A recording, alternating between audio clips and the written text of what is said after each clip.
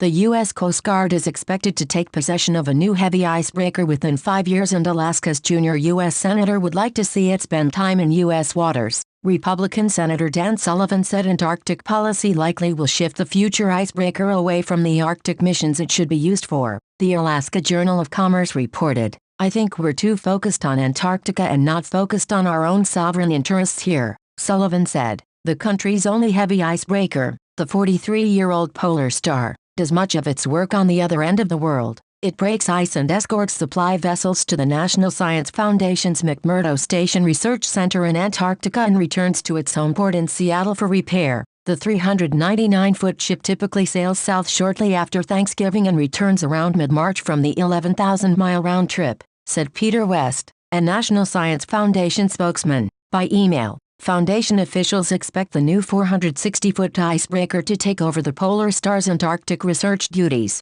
By presidential memorandum, the NSF is empowered to reach out to other agencies for cost-reimbursable services in support of the U.S. Antarctic Program, or USAP, he wrote. The USGS has the responsibility for the nation's icebreaking and is committed to the McMurdo Station breakout mission on an annual basis for the foreseeable future. Policies directing Antarctic support from the Coast Guard are policies Sullivan hopes to change. "I write the Coast Guard bill. I chair that subcommittee. We'll see," he said. Sullivan chairs the Security Subcommittee of the Senate Commerce, Science and Transportation Panel. The Polar Star escorted one cargo ship to the McMurdo Station last year. In 2020, the icebreaker is scheduled to escort 2 cargo vessels and a tanker, said Coast Guard spokesman Senior Chief Petty Officer Nixolino Kwangemi. The Polar Star does not currently conduct Arctic missions. A budget bill passed in February appropriated $655 million to fully fund one heavy icebreaker and $20 million